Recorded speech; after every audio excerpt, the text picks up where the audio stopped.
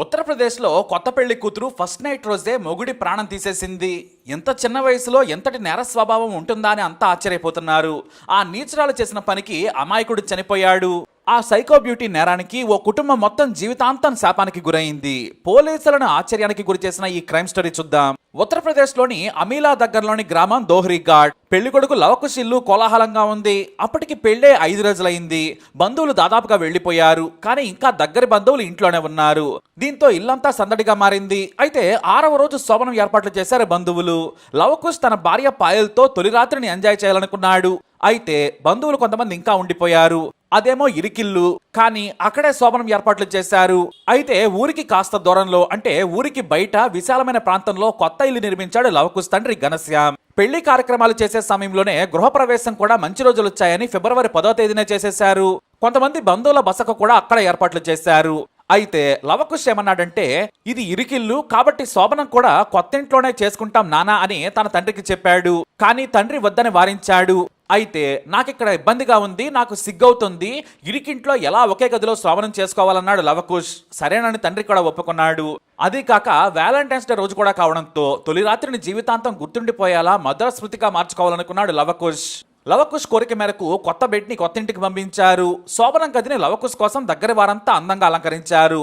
రాత్రి సమయంలో భోజనం తర్వాత రాత్రి 8 గంటలకు కొత్త ఇంటికి కొత్త పెళ్లికొడుకు లవకుశ్ భార్య పాయల్ను అక్కడికి పంపించారు. మంచినీళ్ల దగ్గర నుంచి సర్వం ఏర్పాట్లు చేశారు. కొత్త ఫ్యాన్ తో పాటు టేబుల్ ఫ్యాన్ కూడా అందుబాటులో ఉంచారు. అయితే కాపలాగా తాత పడుకుంటానన్నాడు. కానీ లవకుశ్ వద్దన్నాడు. చల్లగా ఉంది, దోమలు కూడా ఉన్నాయి, వద్దులే అన్నాడు. సరేనని ఇక ఒంటరిగా రాత్రి సమయంలో కొత్త జంటను ఇంట్లోకి పంపించి వచ్చారు. ఇక శోభనం కోసం లవకుశ్ చాలా ఖుషిగా ఉన్నాడు. అయితే తెల్లవారుజామున 4 గంటలకు పాయల్ తన మామ ఘనశ్యామ్కు ఫోన్ చేసి బాంబు లాంటి వార్త చెప్పింది. బయటకు వెళ్లిన ఘనశ్యామ్ తిరిగి రాలేదు, వెంటనే వస్తానన్నాడు. కానీ ఇంతవరకు రాలేదని చెప్పింది. అదేంటి ఇంత ఆలస్యంగా చెబుతున్నావు, అసలు బయటికి ఎందుకు వెళ్ళాడని నిలదీశాడు. మనకు ఇప్పుడే పిల్లల వద్దని, సేఫ్టీ కోసం బయటికి వెళ్ళాడని చెప్పింది. తాను వద్దని వారించినా వినలేదని ఏడుస్తూ చెప్పింది పాయల్. దీంతో కుటుంబం మొత్తం కొత్త ఇంటికి వెళ్లి చూశారు. అక్కడ ఏమీ కనిపించలేదు. దీంతో గ్రామం మొత్తం వెతికారు. ఆ తర్వాత ఉదయం 6 గంటలకు లవకుశ్ మృతదేహం గ్రామ చెరువులో తేలుతూ కనిపించింది. దీంతో అంతా షాక్ అయ్యారు. పాపం చనిపోయిన లవకుశ్ మీద ఎన్నో కామెంట్స్ వినిపించాయి. మగతనం లేక, ఆ విషయం బయటకు చెప్పలేక శోభనం రోజునే ఆత్మహత్య చేసుకున్నాడని అన్నారు. ఈలోపు పోలీసులకు కూడా ఫిర్యాదు చేయడంతో పోలీసులు కూడా అక్కడికి చేరుకున్నారు. పోస్ట్ మార్టం చేయించగా అసలు విషయం బయటపడింది. గొంతు నులుము చంపేశారని డాక్టర్లు నివేదిక ఇచ్చారు. ఈత వచ్చిన లవకుశ్ నీళ్లలోకి దూకి చనిపోయే ఛాన్స్ కూడా లేదు. దీంతో మొదటి అనుమానం పాయల్ మీదకే మళ్ళింది. వెంటనే లవకుశ్ భార్య పాయల్ ఫోన్ స్వాధీనం చేసుకున్నారు. ఆమె కాల్ డేటాను పరిశీలించగా పెళ్లికి ముందు నుంచి ఒక వ్యక్తితో దాదాపు 100 సార్లకు పైగా మాట్లాడినట్లు గుర్తించారు. అంతేకాదు శోభనం రోజున కూడా రాత్రి 10 గంటలకు పాయల్ ఫోన్ నుంచి కాల్ కూడా వెళ్ళింది. దీంతో అతనెవరాన్ని పరిశీలించగా తమ గ్రామానికే చెందిన దినేష్ అనే యువకుడని తేలింది. దీంతో దినేష్ అదుపులోకి తీసుకున్నారు పోలీసులు. మరోవైపు పాయల్ను కూడా తమదైన శైలిలో ప్రశ్నించడంతో అసలు విషయం బయటపడింది. దీరానాం గ్రామానికి చెందిన పాయల్ దినేష్ యాదవులు గత 5 ఏళ్లుగా ప్రేమించుకుంటున్నారు. వీళ్ళిద్దరూ కూడా పెళ్లి చేసుకోవాలనుకున్నారు. శారీరకంగా కూడా దగ్గరయ్యారు. ఎంతలా అంటే 4 సార్లు అబార్షన్ కూడా చేయించుకుంది పాయల్. దినేష్ అంటే ఆమెకు పిచ్చి. ఇటు దినేష్ కూడా పాయల్ను తెగ ప్రేమించేశాడు. ఇద్దరు కలిసి 5 ఏళ్లుగా ఎంజాయ్ చేశారు. కేవలం పెళ్లి మాత్రమే కాలేదు, సమయం దొరికినప్పుడల్లా వీరిద్దరూ కూడా శారీరకంగా కలుసుకుని ఎంజాయ్ చేసేవారు. సినిమాలు, షికార్లకైతే అంతే లేదు. అయితే పాయల్ ప్రేమ విషయం కుటుంబ సభ్యులకు తెలిసింది. దీంతో పాయల్ను తిట్టిపోశారు. చంపుతామని భయపెట్టారు తల్లిదండ్రులు, సోదరులు. కానీ తాను దినేష్ను పెళ్లి చేసుకుంటానని చెప్పింది. వారు మాత్రం ఒప్పుకోలేదు. దినేష్ కూడా నిన్ను పెళ్లి చేసుకోడు, ఎందుకంటే అతని తండ్రి కూడా ఒప్పుకోడని చెప్పారు. పాయల్ దినేష్ల కులాలు కూడా వేరు. పైగా దినేష్ కుటుంబం చాలా రిచ్. కానీ ఈ దినేష్ మాత్రం పాయల్ను పెళ్లి చేసుకుంటానని మాట ఇచ్చాడు. అయినా కూడా పాయల్కు బలవంతంగా పెళ్లి ఏర్పాట్లు చేశారు. అప్పుడే ఘనశ్యామ్ ఏకైక కొడుకు లవకుశ్తో సంబంధం కుదిర్చారు.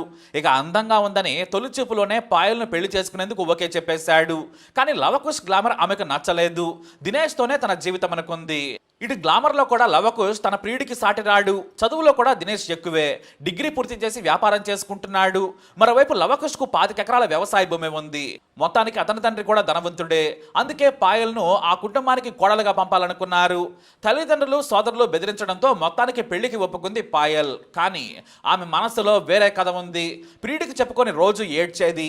తాను లేపుకెళ్తానని తనతో వస్తావా అన్నాడు దినేష్. నువ్వు చెబితే చావడానికైనా వస్తానని చెప్పింది.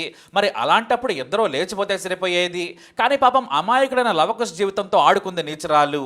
పెళ్లి కుదిరినా కూడా ఎప్పుడు ప్రియుడితోనే ఫోన్లో మాట్లాడుతూ ఉండేది. వీలు కుదిరితే స్నేహితురాలు ఇంటికి దినేష్ని పిలిపించుకొని ఎంజాయ్ కూడా చేసేది. కానీ ఇష్టం లేకున్నా కూడా లవకుశ్ని పెళ్లి చేసుకుంది. ఇక ఆ పెళ్లికి దినేష్ కూడా వచ్చాడు. స్నేహితులతో వచ్చి భోజనం కూడా చేసెళ్ళాడు. సరిగ్గా 5 రోజుల తర్వాత గ్రామ శివార్లోని కొత్తింట్లో శోభనం ఏర్పాట్లు జరుగుతుండగానే తన ప్రియుడికి ఫోన్ చేసింది పాయల్. నేను నా కొత్త మొగుడు గ్రామ శివార్లో ఉన్న కొత్తింటికి వెళుతున్నాం. మా శోభనం కూడా అక్కడే, ముహూర్తం కూడా పెట్టేశారు.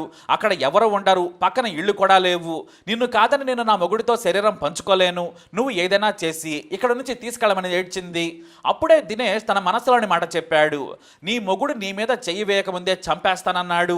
అవునా, అయితే తొందరగా ఆ పని చేయమంది పాయల్. నేను అతని దగ్గరే కూర్చొని రాత్రి 11 గంటల వరకు మంటల్లో పెడతాను. నీకోసం గడియ కూడా తీసించుతాను, త్వరగా వచ్చేయమని చెప్పింది. సరేనన్నాడు దినేష్. సరిగ్గా రాత్రి 10:30 తర్వాత దినేష్ తన స్నేహితుడు అభిషేక్ని తీసుకొని ఇంటి ప్రహరీ దూకాడు. కొత్తింటి తలుపు తీసే ఉంది.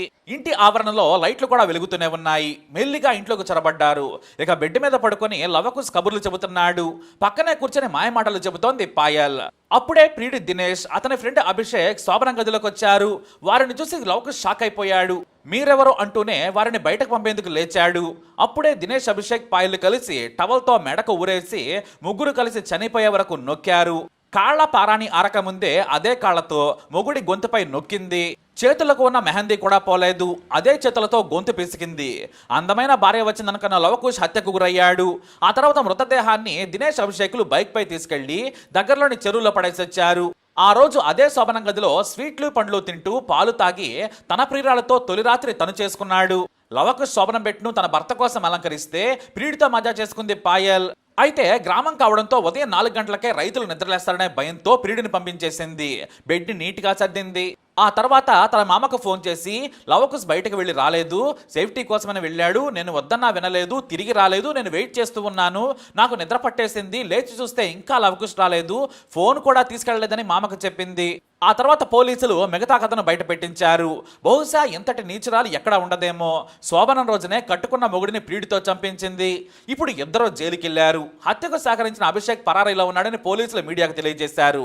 విషాదకరమైన విషయం ఏంటంటే పోలీసులు అరెస్ట్ చేసినప్పుడు పెళ్లి కొడుకు బంధువులు పెట్టిన చెరలోనే ఉంది పెళ్లి కూతురు. లవకుశ్ కట్టిన తాళి కూడా అలాగే ఉంది. కానీ లవకుశ్ మాత్రం బతికిలేడు. ఇక ఒక్కగానొక్క కొడుకు పెళ్లైన 5 రోజులకే హత్యకు గురి కావడంతో తల్లిదండ్రుల గుండెలు అవిసేలా రోధించారు. అయితే ఫస్ట్ నైట్ మర్డర్గా యూపీలో ఈ హత్య సంచలనం సృష్టించింది. వైరల్ వార్తగా జనాలను, పోలీసులను ఆశ్చర్యానికి గురి చేసింది. ప్రేమించుకుంటే లేచిపోవాలి కానీ అమాయకుల ప్రాణాలు తీయొద్దంటున్నారు నెటిజన్లు. మరి మీరేమంటారు? మీ అభిప్రాయాన్ని కామెంట్ ద్వారా తెలియజేయండి. ఇప్పుడు అప్డేట్స్ కోసం మై ఛానల్ ఫాలో అవ్వండి. అలాగే తప్పకుండా సబ్స్క్రైబ్ చేసుకోండి.